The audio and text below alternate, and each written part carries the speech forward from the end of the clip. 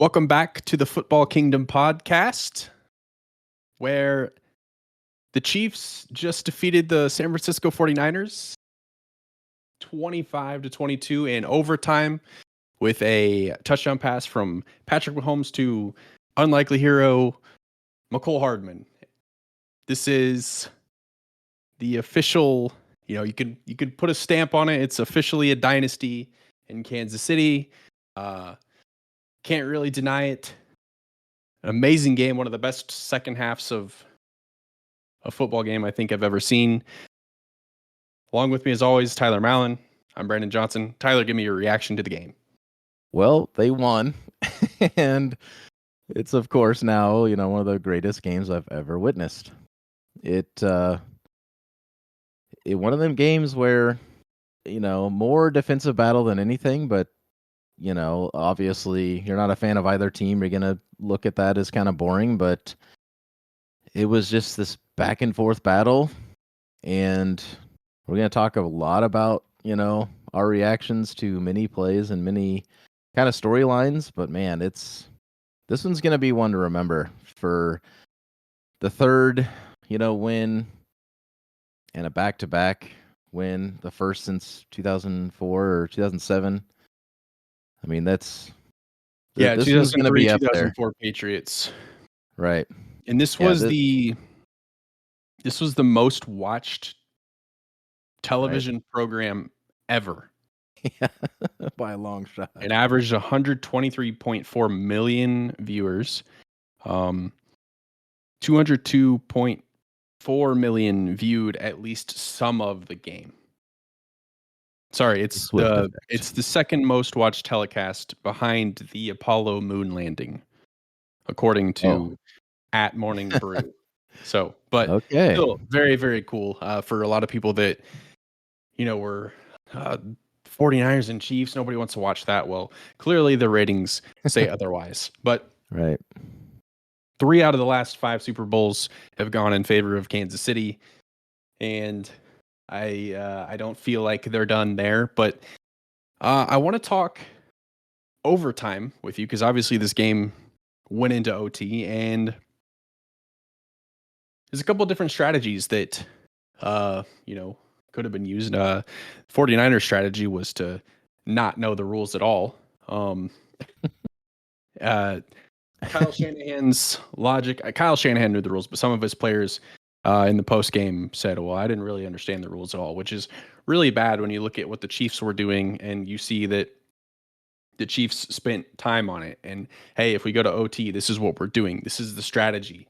If we get the ball second and the other team scores a touchdown, we're going to go for 2 and try to win the game right there. That was the Chiefs knew exactly what they needed to do. Now, Kyle Shanahan, his logic was, hey, why didn't you take the ball second? And his logic was, well, we wanted to have the third possession and go for the win. Which does not make sense. It doesn't make sense. My thing was, and I think you could go either way on this. You get the ball first. Let's say you score a touchdown or you score a field goal. You put the other team in pressure to, at least match your field goal or go down and match your touchdown. Right. If you are the second team and one of those scenarios plays out, you get the ball second. You know exactly what you need to do. I need to get into field goal range. I need to score a touchdown. And guess what? I have 4 downs to do it. You have that extra down. I'm in the camp of get the ball second and know exactly what the scenario is, but I also understand wanting to get the ball to score first and put the pressure on the other team. I don't really get the whole I want the ball third logic, but because you didn't get the ball third, bro. Like, that was the worst answer he could have given, and I think he just kind of got caught off guard. He probably did know the rules, but maybe his captain didn't and called for it, or maybe he told his guy, hey, we want the ball, and that really was his plan, but it's a bad plan. Either they messed up, or it's just, that it's just bad game plan, because that should be what you would want. You want to defer, um, and know what you have. You put the onus on the other team when you take the ball first, and you have to tell them like, "Hey, match what we just did." But you're talking about Mahomes, who's one of the greatest 2-minute drill players possibly of all time. 13 seconds. He just Like, did it hello? to end regulation. Right. He just marched And the down the only field. reason they didn't score a touchdown in regulation is because they ran out of time. Yeah. Which I was a little at the time. I wanted him to take one more shot. Frustrated. Oh yeah. They had 6 seconds, wasn't it, in a timeout? I mean, throw one Yes. pass. Yeah, One I was pass. with you. Just one shot at the end zone. But I But I get was all it. You get yeah. sacked, you go down, something bad Or happens, interception or interception, something. you Game just you over. wouldn't live You don't that even down. give So sorry. You don't even give your kicker a chance at the field goal if any of those things, like you said, would have happened.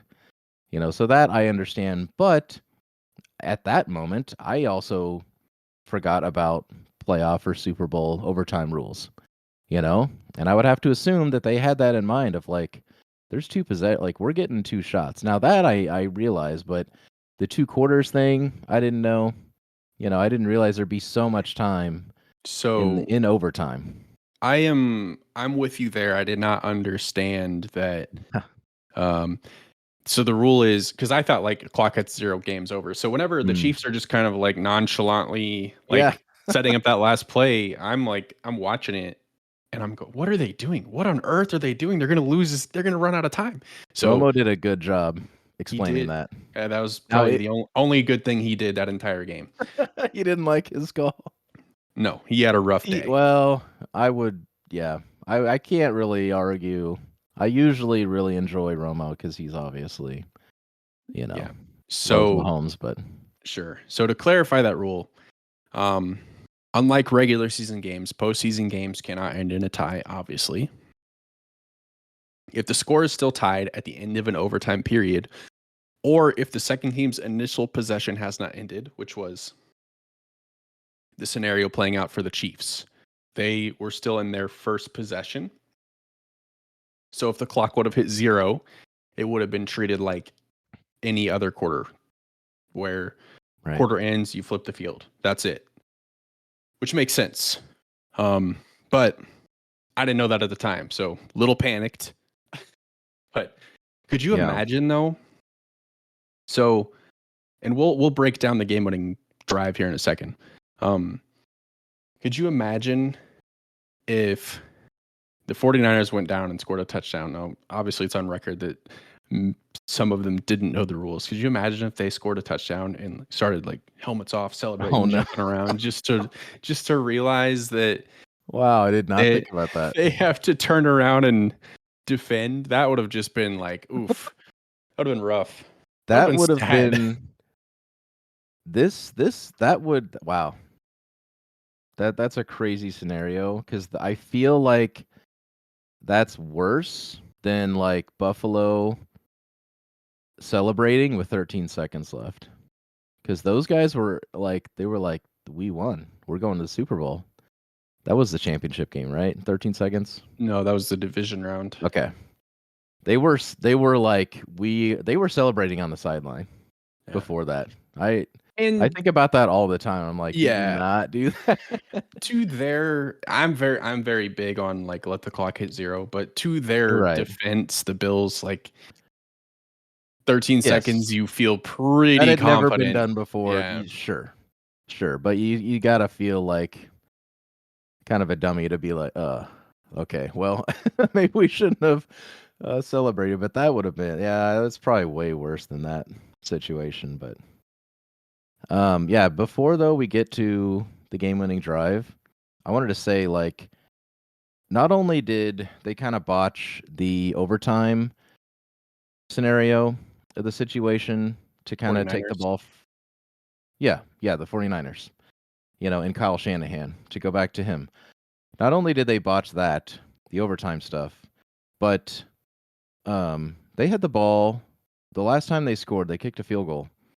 It was 3rd and 4, right? And it was I think that's when Chris Jones just broke free Yeah, and he had to overthrow. I think it was Jennings again it in the was corner on of the the end outside. zone. Yep. It was uncatchable. Even if he was there, I think it was pretty uncatchable. I don't think it would have been a touchdown, let's say, even if he made some catch on it, but now it's 4th and 4. Well, why are you not going for that? You know what I mean? Like to me, I'm like, you go for that because it's the Chiefs. And I don't know. There's just so many. He did that in the last Super Bowl too. You know, there was a field goal chance. It was probably 4th and 2 or something in the first time they did it, and I think it was their first points they scored again a couple years ago, but it's I just there's just questionable, you know, plays that Shanahan's made before against these Chiefs, and I'm like, it's the wrong call against Mahomes. yeah. I wasn't really that. I didn't feel quite that way about it. I thought get the 3 points again, kind of similar to OT. Force the Chiefs to go and do something. Right. Because I mean, if you look at the game, like it's not like the Chiefs' offense was just like firing on all Right. cylinders. Now, what happened? They weren't What you doing what they much. didn't account for was 2 minute drill Patrick Mahomes or fourth quarter game on the line Patrick Mahomes, because that's when you start to see the I'm scrambling, I'm running, I'm putting matters into my own hands, and Right. that's what happened. And again, like I think the Chiefs, and that's a big. It doesn't matter, but I think they score a touchdown there if they have 10 more seconds on the clock. Yeah, and end it right there. Yeah. Sticking in OT, and I know there's a lot to cover, which we will, but Patrick Mahomes on that final drive went 8 for 8 and 27 yards rushing. He was basically perfect. In fact, the only negative was MVS for some reason, you know, having what would have been probably 2nd and 6 being 2nd and 14 because it's just one of those Oh situations wow. where he just didn't go down. That was on the last drive. Yeah. Oh wow. Yeah, because at that moment That's I was amazing. like, I kind of sunk a little bit. I was like, really? MVS, of course. You know, we've Yeah, that's a good point because that happened, I didn't panic. I was pissed, but yeah, at that point, I still they felt too on fire, you know, like in NBA Jam, like their fire meter was full, and they weren't even a mistake like that wasn't gonna slow them down, but yeah. that was a pretty egregious, like, come on, man, just go down, please. Yeah. But That almost never works. yeah, just go down. But Chiefs, and they had to convert 2 4th downs on that drive. A 4th and 1 that was essentially just a QB draw. Um, and then another 4th down. Oh, the option play? Yeah. There's another 4th down that Patrick Mahomes ran on as well. Did he run on that play? I think that was third, It might second have or been third third. It was a down, and it was a long run. That's what I know. yeah, he ran like right up the middle, Hmm. but then it was like 4th and 1 or 2, and then he ran the option, like, Kelsey was right in front of him. Was that on the final drive, or was that in the That fourth was that quarter? was on the final drive. Yeah. That was an amazing play. That's, like, unstoppable, especially for a team who never runs that play, and it's a really difficult. That's something I always dreaded playing against, Lamar, because he would always do that little. He'd hand the ball off, but he'd rip it out of his running back's, grasp and then take it himself. It's like, how do you stop that? That's like one of the hardest plays as a defender, Yeah. and Mahomes didn't run that play, but it's a very similar type play where you're like, okay, you either have to cover a Kelsey or Mahomes. You can't do either. You can't do both. Yeah. It's like pick your poison. But let's go to that game-winning play. And Tyler, I'm gonna let you take it away here. The old corn dog. So They're on the 3-yard line. If you haven't already, I'm sure they'll release the entire, mic'd up. I can't wait to watch this because Mahomes was mic'd up. They did release the clip of him in the huddle calling the play, and he says orange, orange, orange, and you can see his linemen rush up to the line, and he knows what he's doing. He's like, get everybody in place, put them in a hurry up mode, because this when they do the Tom and Jerry motion, I think the shuttle part of that play is the motion. And McCole, it's the same play they did against the Eagles twice to get 2 wide open touchdowns, where McCole Hardman, he's wide right, comes into the line, and then the motion comes in, hikes the ball, he cuts back out to the right, and he's all alone. He's wide for the open. touchdown. He's wide open. Yep. And you yeah, have Travis Kelce creating traffic there to open that Right. play up as well. Just yeah, it's a trips bunch right. And yeah, that's I've heard a couple different things where he's like the second option. I think McCole on one of the late night shows, he was like usually the running back's the first option, but he's like, in this case, that we all kind of knew like I was going to be the first. But I've also heard sometimes that's the third option, and I don't even know, but yeah, he obviously was the most wide open guy on the field, and just an amazing play. Yeah, what's great about that is I think it was NFL Network that interviewed him. I guess Jim Nantz might have said it, but McCole Hardman blacked out and didn't register that they had even won the Super Bowl. Like, he wasn't celebrating like they had won. And then Patrick Mahomes goes to the end zone and is like, dude, we just won the Super Bowl. Right. So, it was strangely almost anticlimactic.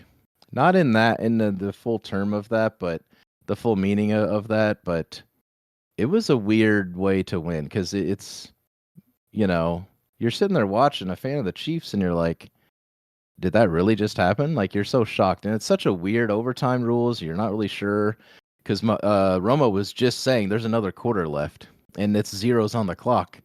And there's so many things going through my head where I'm like, what? It's over? Like that we just won? Like, that's amazing. It was very little anticlimactic, but it was also like, wow, that really just happened. They just won on that play. It's just very, very kind of odd set of circumstances, but can't really blame the guy. He's in a huge moment. But yeah, Mahomes did have to run in there and just keep saying we're world champs, world champs. So this was pretty defensive game. I mean, Nick Bosa was just destroying all night long. But the Chiefs finally got some momentum on actually two special teams plays were big parts of this game. And the first one is a punt, not really a muffed punt, but ball landed on a 49ers foot, and that's a live ball. Chiefs recover, and then on the very next play, you have a wide open MVS in the end zone. And that's kind of when the Chiefs took the lead. And then that's kind of when you were like, all right, I think the Chiefs are going to win this game. Because before that, Chiefs got the ball coming out of the half and had just a awful opening drive that ended in an interception. And you're like, I mean, this is it. But again, defense bails the Chiefs out there, and 49ers get nothing for it. But the muffed punt, and then the low PAT that was blocked by the Chiefs to keep the deficit at 3 instead of 4, which is very significant because obviously, 3 points versus 4 points is the difference between having to score a field goal and a touchdown. Yeah, exactly. That was Leo Chenault, I think, who blocked it. Yep. Yeah, the Niners' game plan was almost airtight to completely shut down Mahomes' biggest strength, which is scrambling and finding an open guy. And Romo said it multiple times. He's like, they're setting the edge, much like you do when it's a pitch out for the running back. It's a run to the right or left. Like, you have to set that edge. You can't let them get on the outside of your defense. Basically, what they did, it's almost like Nick Bosa was a QB spy for setting the edge against Mahomes. Like, you're not going to get outside of me. You're not going to run, and you're not going to have any open lanes to throw and to buy yourself time. Like, that's such a genius. We're going to say, like, Mahomes and the dynasty and everything, like, this game could have gone either way. Like, it's obviously went into overtime. It was super close. Teams matched up so well against each other. The defenses just had each other's number for the most part. Obviously, the greatness prevailed, but such a great game plan by them to really shut down Mahomes' biggest threat is like just him, like, I'm just going to go backyard now and get a first down.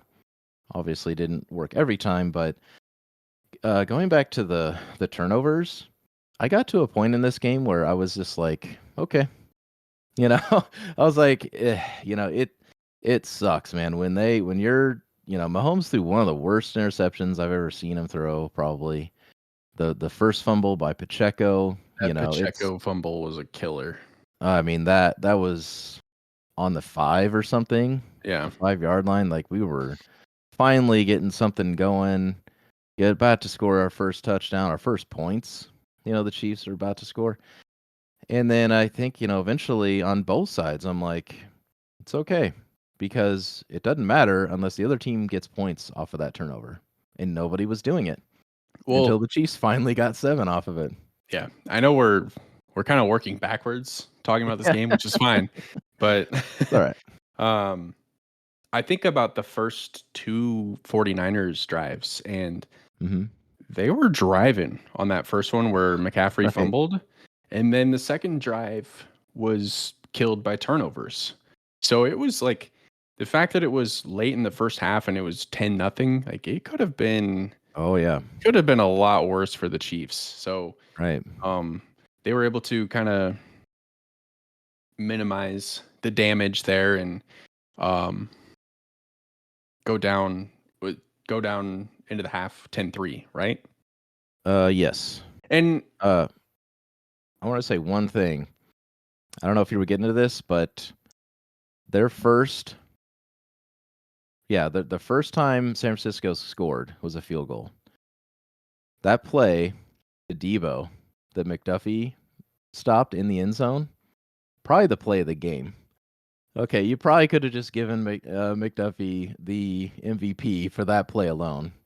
For him, like, he was glued to Debo on that route. He didn't lose him at all. And of course, Purdy throws it up anyway. And McDuffie's all over it. Like, that was one of the greatest plays I've ever seen. But that absolutely saved a touchdown. I mean, that was amazing. And then, of course, that forced them to kick the field goal. That was their first points that they scored. Yeah. And so, yeah, the Chiefs, they were down 10-0. And the Chiefs being down, like, we've just become accustomed to it. So, like, they were down 10 against San Francisco the first time. They were down 24-0 against Houston that year. I think they were down 10 against Tennessee, down 10 against the Eagles, down 10 against the 49ers. So it's one of those things where you're like, I should be really concerned, but I've seen this movie before and I know how it ends. It's like they're on switch. As soon as they're down, now the Chiefs show up. Yeah, and maybe it's just a way for Patrick Mahomes to be nice and spot, I'm going to spot you guys 10. But no, a great game all around. I mean, even from the 49ers, like, Purdy was good. He wasn't great, but he wasn't bad. He was good. 255 yards, a touchdown. We already spoke about the defense and Joey Bosa. Played a really great game. Chris Conley was having a revenge game. He was former Chief. He was going off. Yeah, he was. Juwan Jennings, second player to throw and catch a touchdown in the Super Bowl. The other player is famous Philly play, Nick Foles, when they defeated the the Patriots in the Super Bowl. Mm-hmm. I mean, that plays so big that there's a statue of that whole Yeah. situation outside of the Eagles stadium. But 49ers again, like obviously, you know, they lost. Like they had a great season. And I think that George Kittle hates the Chiefs.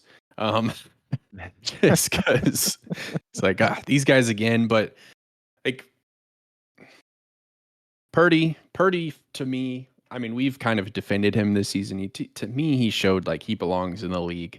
And like, there's no, like, they're not going to go away from him. Nobody's going to come in next season. Like, Purdy's the guy. Yeah. And I mean, he came from behind twice in the playoffs. Now, again, that was against Jordan Love and Jared Goff, who are both good quarterbacks, but not, they're not Patrick Mahomes. So, or the Chiefs defense either. Or the Chiefs defense, yeah. But so 3 Super Bowls in 5 years.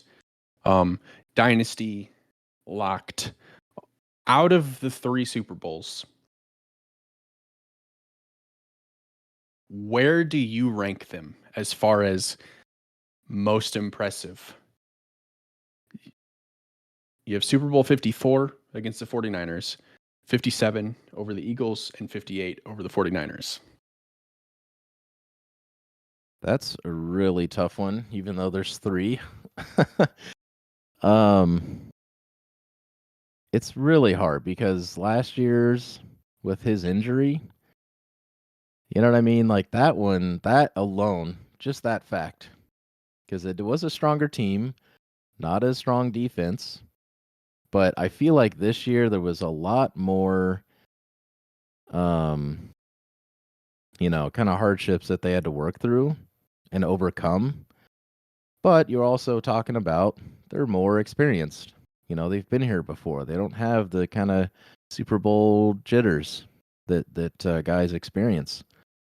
But I would have to say, without hopefully not some recency bias, but this one probably would be because of just how bad. I mean, yeah, we've said it. Like we weren't really sure they were even deserving of the playoffs after they lost against the friggin' Raiders.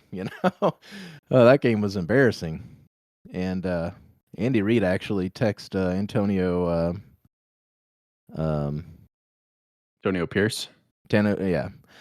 The Raiders head coach, like, listen, your facility was amazing.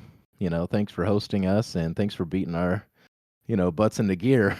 Because he's like, you need that. You need that somebody to kind of put you in your place and wake your team up. And I don't know. Yeah, I'd have to put this one first. And yeah, it's pretty tough though, because the first one is also extremely special. Well, the first one was the first Chiefs Super Bowl victory in 50 years, I believe. Yeah. That one was special for a lot of people because that was like many people in Kansas City that was like, I've never seen this before. Second one, obviously over the Eagles, you had the injury, which is just kind of shows you like Patrick Mahomes is just, he's that guy. It doesn't matter if he's healthy or not. But this one, to, I guess, kind of just echo everything that you said, just this was a rough regular season to watch. Yeah. Patrick Mahomes was good. Travis Kelce was good. Obviously, a little down year in, compared to previous seasons, but the guy's 34, so a little decline in productivity is to be expected. But just like everything that happened with the offense from, just lack of fundamentals, dropped passes, penalties, you name it. But then having, none of this success happens. The Super Bowl doesn't happen without Steve Spagnuolo's defense. That does not happen, and I want to make sure that they get the credit that they deserve, because obviously, like, people are going to remember like Patrick Mahomes, because it's a quarterback league and that makes sense. But the defense didn't give up more than 27 points the entire season. They were the reason that they were in pretty much every game. I mean, even the games that they lost, the defense gave the offense a chance to win. So for me, like, this season is probably the most impressive or most special, just because defense was kind of the story more Right. so than, the high-powered Chiefs offense that we've come to know. No, that's a really good point, man. I didn't really think of it that way because you have Mahomes who can, be magical and just pull you out of kind of any hole. But yeah, 100%, man. You said it. Like, the defense, to give them the chance to do that is, with this team that kept dropping passes and all that. Yeah, you don't have this storybook ending without that defense, especially just the domination. Like they had got a next gen stat here. Chiefs defense generated a season high 9 unblocked pressures in Super Bowl 58, all of which came on blitzes. They had something like 52% blitz rate against Purdy, which is the highest they've done all year. You know what I mean? Like, that takes guts, to change up your game plan and how you attack somebody. And they did exactly what they needed to and got it done. So I do want to talk a little Kyle Shanahan. I think we both agree that Kyle Shanahan's a great coach, and that I think, like, 49ers aren't going to just move on from him. Like, you're not going to replace Shanahan with somebody better. No. But you do have to talk about, so Kyle Shanahan's been part of 3 Super Bowls. He was the offensive coordinator for the Atlanta Falcons in the infamous 28-3 game, the blown lead against the Patriots, ended with the Patriots' victory in overtime. Obviously playing the Chiefs in 54, blowing a lead. And then now this season, blowing another lead. So what does Shanahan need to do? Because you kind of look at his resume. He took over as head coach in 2017 for the 49ers, missed the playoffs in 2017, 2018, obviously lost the Super Bowl in 19, missed the playoffs in 20, and then lost in the NFC Championship 21 and 22, and then lost the Super Bowl this year. So, like, a lot of success by the 49ers, just no trophies to show for it. So I would say that, this one was probably his most degree out of all those. You know what I mean? Like, the 28-3 was a defensive performance by the Patriots. And you're talking Matt Ryan, who they had the Patriots down 28-3. Obviously, they were good enough to win that game. But then they had turnovers, and Matt Ryan's taking sacks and strip sacks. I mean, they kind of fell apart. All right. This Super Bowl, though, is like, you said it earlier, man. They could have been up 17 or 21-0 against the Chiefs in this Super Bowl. And, again, really good Chiefs defense held them. They held on and let the Chiefs come back. But, I mean, you got to find something. You've got the Chiefs on the ropes, as it were. As good as the defense is, I don't think Purdy was good enough to take it to the next level. I don't know. When I said there was like so many like passes that he had almost made that were like almost interceptions, and you were like, what is this, like a pro football, focus? Like, pass, like interception worthy passes or whatever. It's like that's not what I'm saying. I'm saying he threw it directly into the other team's hands and they dropped it. Okay, so like he had so many interceptions he could have had. That's why I wasn't really too scared about Purdy going into this. But the Shanahan of it all, with not putting the Chiefs away when you probably should have, the overtime rules situation, you don't take, if you're the head coach, you tell your guy, like, this is our game plan. I don't know why he's thinking about we want it third, because you didn't get it third, guy. Yeah. Now, this pretty bad decisions that probably lost his team the Super Bowl. But these are all similar type situations that they used to talk about Andy Reid when he was on the Eagles. Okay, Andy Reid coach for like 20 years before he won a Super Bowl. All right, so it's not like it's over or he can never win the big game or whatever. I'm not into that. I've heard a lot of that talk, and I think he is so close because they've won a lot of big games. Like there's a reason he's been to the Super Bowl so many times. Like, yes, he hasn't won it, but I don't think he's had a strong enough team to kind of finish it, and they've kind of shot themselves in the foot a few times. But I'm not gonna base the rest of his career or put any kind of final judgment on. He's never gonna win. I think he probably will. Well, so Kyle Shanahan's 44. So right. I think to put that into perspective, Andy Reid is 64. There you go.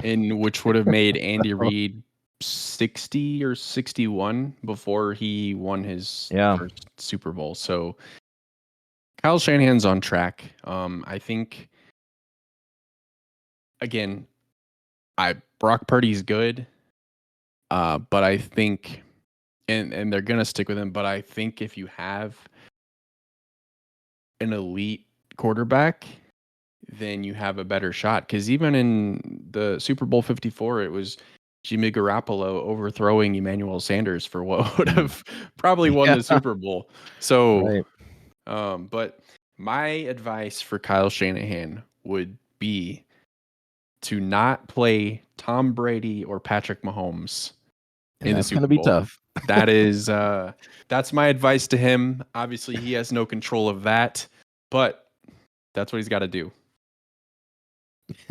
Well, good luck with that, because we'll bring this up later, but we'll talk three-peat on the next episode. But you got to think the most of these road to the Super Bowl, if not the Super Bowl game, is going to be going through Mahomes and company. So, and this was supposed to be their down year and all that, That's the thing. Well, like you look at it, and so last year when they beat the Eagles, that was like, oh, Tyreek Hill's not here. Yep. This is going to be their rebuild year. This is the time to beat them. And they're like, okay, that's cool. But this year, and Mahomes on one leg. Yeah, this year, same thing. Chiefs are vulnerable. They got to go on the road. They're underdogs. They don't care. And Patrick Mahomes said it himself. He's like, the Chiefs, we're never underdogs. You can, Vegas can say whatever it wants. We're never underdogs. It doesn't matter. We'll go into your house. You come to our house. We'll go to neutral ground. We're the favorite. Yeah. But I don't even know what I was going to say. Where do we go from here? If you're the rest of the league, that is, where do we go from here? Because you're like, okay, couldn't beat the Chiefs on a quote unquote down year. I think you and I agree that the offense is going to be better next season. They're not going to continue. Like, MVS is probably gone. Kadarius Toney probably gone. McCole Hardman probably gone. So you're talking Travis Kelce, Rashee Rice, and then obviously Pacheco and Mahomes, and then probably a lot of new, whether it's in the draft or in free agency. So, like, this was truly the year if you were going to beat the Chiefs. If you're the Bills, the Bengals, Ravens, this was the time to do it, because Patrick Mahomes has taken the Tom Brady route of how he handles his contract, and he's going to just restructure and restructure and restructure and restructure to help facilitate other moves that need to be made. Again, we'll get into this a little bit later, but obviously there's some big questions on the defensive side. Like, are they going to get Chris Jones back, or is he going to walk? Are they going to, extend L'Jarius Sneed? The defense, there's, some stuff up in the air there too. But I just feel like the track record of Brett Veach, you look at the loss to the Buccaneers in the Super Bowl, and the whole story was the complete embarrassment that was that offensive line. And then in one off season, it was fixed. So I think this wide receiver core is just gonna shoot back to being very, very good next season as they go for that three-peat that's never been done before. Well, I mean, even this year, apparently Nick Allegretti had a torn UCL, like from the second quarter on. Here we go. Tom Pelissero, guard Nick Allegretti, who started Super Bowl 58 in place of All-Pro Joe Thuney, played all 79 snaps despite suffering a torn UCL on his elbow in the second quarter, per source. He had an MRI to confirm that. That's amazing. He was already kind of struggling, and this dude dominated, at the line. There's some crazy clips of him, just tossing people around, and the dude has a torn UCL in his elbow, and he played every snap. Like, that's amazing. This is the kind of caliber of players that these guys are finding. He was great. Yeah, depth. Like it. Right. Brett Veach and Andy Reid, like, they are like just intertwined. Andy Reid trusts Brett Veach to do whatever he needs to do. Andy Reid says, I need this. Brett Veach says, okay. And you just get what has been the magic of the last 6 seasons. But, man, what an amazing season. I now know, because we had a little bit of doubts with the Chiefs. I now know. I'm just locking it in now. I'm picking the Chiefs to win the Super Bowl next year. I will not doubt them again. It's a bold move. But no, great season. Been an absolute blast. I think we have, Tyler and I both, and you can speak, I'll let you have a word too, but we've been doing shows every week since August. We've had a lot of growth from the beginning to hear how to blast covering the season. Learned a lot, and have so much more in store.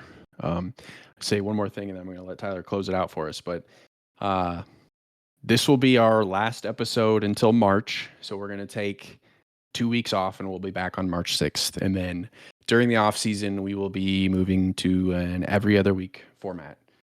Yeah. No, we got some cool ideas to come, and with the NFL, it's become a 24/7, a year-round operation. There's just always news, always stuff to talk about. I did want to say one more thing about the game. This is one of those kind of no-doubters where there's always haters, and you got to ignore that stuff. But this game was pretty clean. No egregious calls, no last-second holding. You know what I mean? So anybody talking trash now is just a straight-up hater. There's nothing they can fall back on, like, oh, there was a hold call and whatever. None of that. This one felt really good, to watch. Like I said, it was this weird kind of, anticlimactic, second or two, but just this kind of wave of like, oh my gosh, like that actually just happened. But yeah, man, this has been a blast. I want to thank Brandon for asking me to do this podcast, because I listen to podcasts religiously and always wanted to do one. And we've got plenty of other ideas to come in the years to come, that we're gonna kind of add to our network of shows. But this has been a blast. and wouldn't have started doing this if it wasn't for Brandon. Brandon started his own, baseball. This is baseball podcast that he does solo. He asked me like, "Hey man, you want to do a football?" And I was shocked and honored, honestly, man, that you asked me, and immediately said yes. And I was like, this is gonna be so much fun. And yeah, we've grown a lot. You gain a lot of confidence on the mic, and yeah, man, we're gonna be doing video content eventually, and yeah, get the ball rolling. But man, it's been a blast. We'll see you guys out there in 2 weeks.